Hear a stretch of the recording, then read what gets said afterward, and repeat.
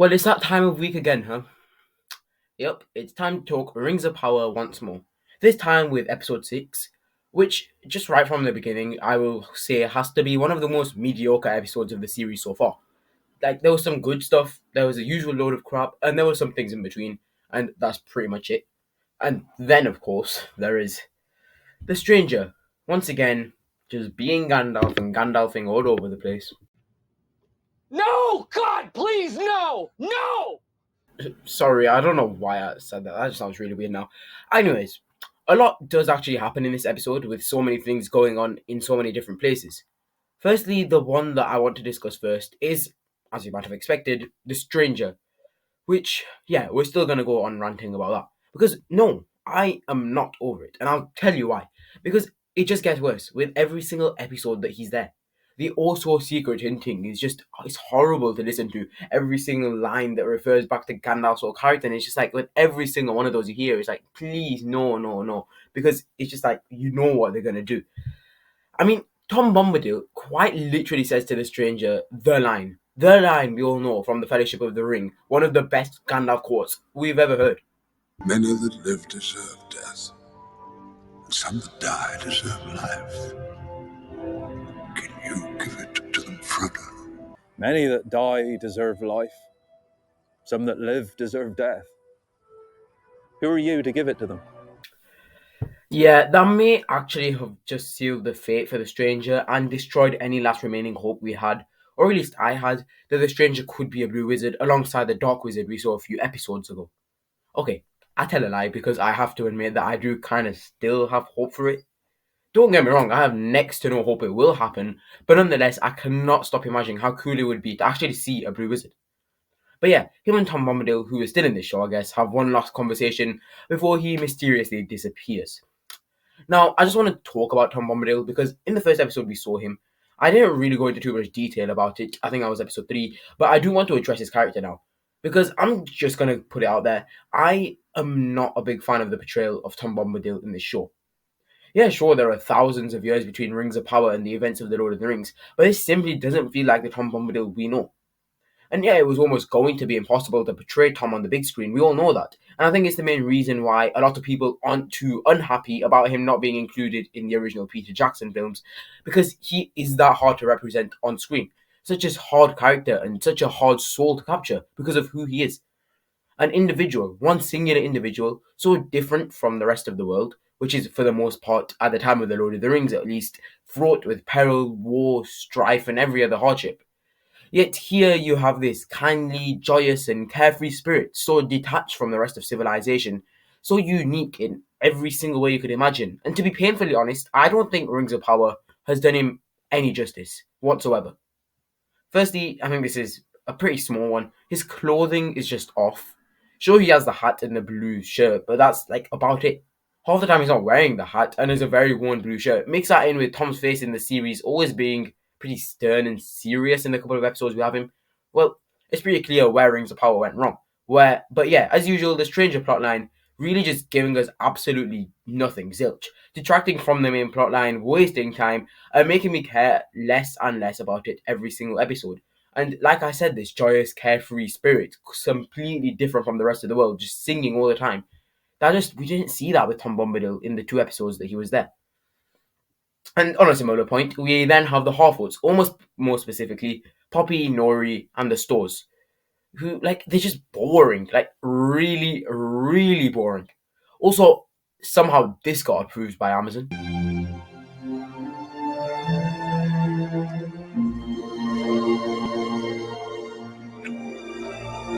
No! God! No! God, please, no! No!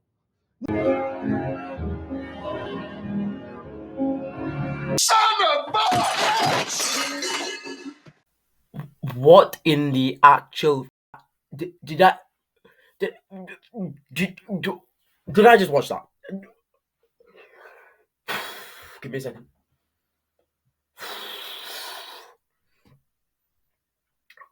That was actually horrifying. Oh, I'm gonna go bleach my eyes. Give me a minute. Anyways, yeah, I'm back. That was horrendous. And that it was horrendous. That was horrible. Honestly, just watching that, I had to look away. Like that was horrible to watch. Poppy and Merimac, after knowing each other for what, a day or two.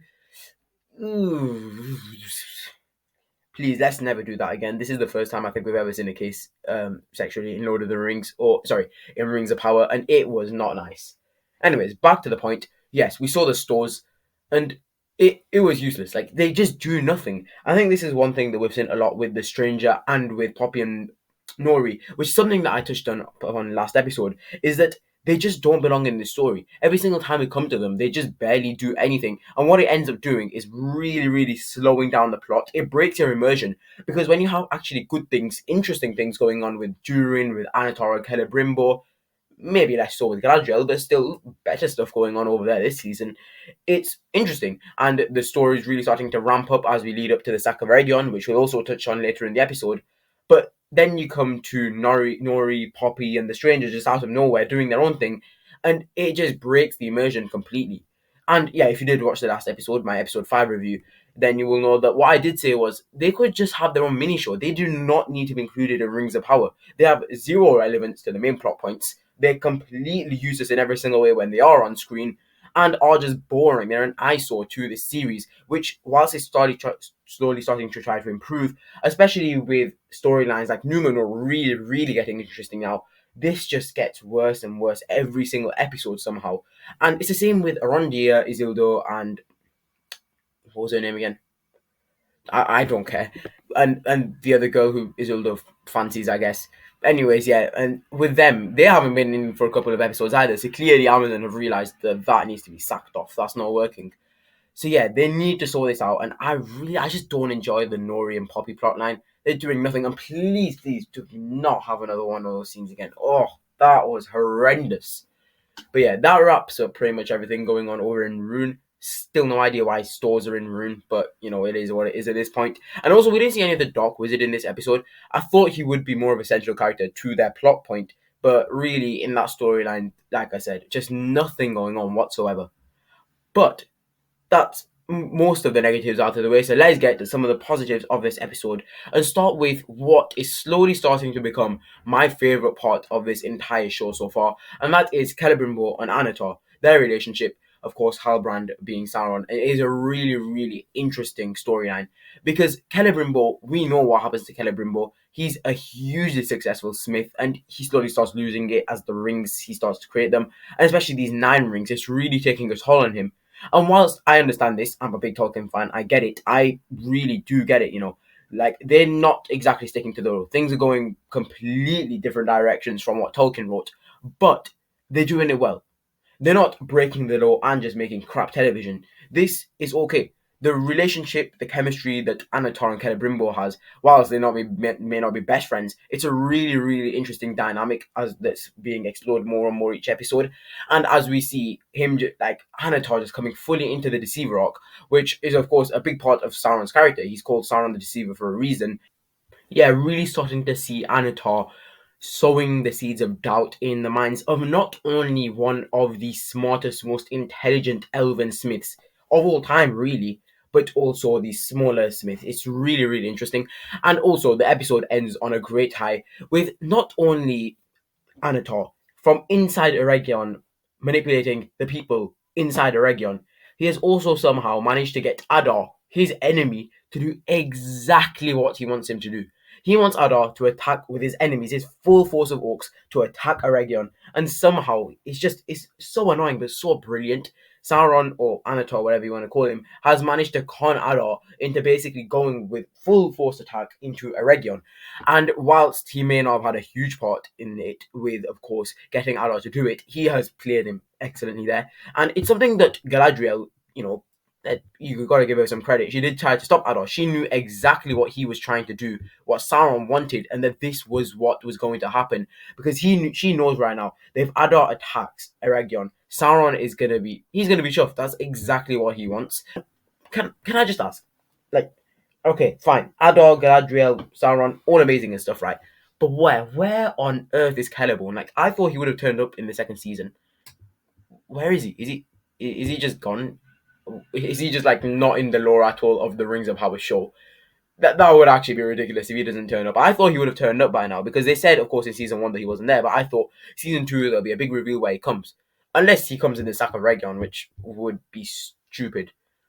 But back to Anatol. After that quick little aside, he is still getting closer and closer to Mirdonia, I believe is her name. I do not know her name, and apparently neither does Celebrimbo. There is this excellent scene, right? And I don't know if it's excellent in a way that it's actually really good or it's just really funny. I think it's really funny. But basically, Celebrimbo not being able to remember Mirdania's name, and she just seems quite offended by that. And like, it seems for once like they're just acting like normal people. This is kind of what you'd see. But yeah, it was really, really interesting with Celebrimbo and Anatar, what was going on over there. And let's move on then to another one of our plot lines. And we have, of course, Numenor. Now, Numenor has been excellent so far. I just want to point out, I absolutely loved Numenor in episode 5, seeing Farazan and Kemen, who didn't turn up actually much in this episode. He turned up once, which is fair enough. Like Farazan said, he had done enough. Firstly, we saw Miriel kind of sacrificing herself, going into the water to be decided whether or not she should live. And she should live, which is fine. I don't really have any issue with that. I mean, at this point, it's not really breaking any law, is it? Because Miriel's not even a character in the original series, in the original Tolkien's lore, so it doesn't really matter, does it? But yeah, Numenor was decent, and I really do like the way the episode ends. It's basically the start of the sack of Region, where Adar's full legion of orcs, like there is a lot of them, go and attack Region, and of course we see how Anatar has deceived Celebrimbo into believing that all is well, but really there is carnage, absolute carnage ensuing outside as the battle starts. Yeah, it's really, really written well. Although the fact that there were so many thousands, possibly hundreds of thousands of orcs just waiting outside of a Region and none of them noticed is a bit confusing. Also, one thing that I do want to address quickly is that whilst I do think that the way that the rings for the dwarves is working, with King Durin slowly losing himself, not even slowly, but quite quickly losing himself, and Prince Durin trying to rescue him, whilst I do think that this is very, very well written in terms of this character father-son relationship, it doesn't actually make a lot of sense. And this was something that I saw a couple of days ago, where in fact, with the Rings of Power, the Dwarven Rings of Power, they were passed on from generations down to generations before they really did take a corrupting influence and everything just went to shit, basically. But this is just happening like straight away, I guess. But one excuse I will give is that the relationship, the dynamic between Prince and King Durin that this ring has created is brilliant, with Prince Durin trying to wrestle back his father, trying to protect him from the Lord of the Ring, knowing that there's evil in there, but his father just completely not listening and being completely oblivious to everything going on. I think it is really smart, though it may be a bit rushed. But you know what? That's an issue for another day. Let's see how that, because we want to see how that progresses over the season. But yeah, it is a bit rushed. I don't mind it at all, though. It has been brilliant, and I want to end off this episode by saying that overall, Rings of Power Season 6, fine. I don't have any issue with it. This was just a quick recap to give my thoughts, but I want to hear your thoughts, so make sure to tell me down in the comments below what you thought of Rings of Power Season 2, Episode 6, and also what you think of the way that this season as a whole is shaping up to be. Do you think that it's getting better? Is it better than Season 1? I think you'll agree that it is. Or do you think that we're slowly going downhill from where we started on a good high in Season 2? Make sure to tell me down in the comments down below. Make sure to subscribe as well, because we've got weekly Rings of Power episodes and just more in the future from Lord of the Rings, Star Wars, Harry Potter, Hunger Games, whatever fandom it is that you enjoy. Hopefully there'll be more in the future, especially of Rings of Power. Can't wait to be dissecting when the season ends, and of course looking forward to Season 3 when that happens. Let's hope, though, Season 2 ends on a very, very good high, because guess what? We've only got 2 episodes left, episode 7 and 8 of Season 2, and that will basically be the sack of Region. And yeah, it will be really, really interesting to see what happens in those episodes and how much fun that's going to be. Just one big, big, big battle between the forces of Adar and the forces of the elves. So yeah, thanks for watching. That's all for today. Darth Sauron, out.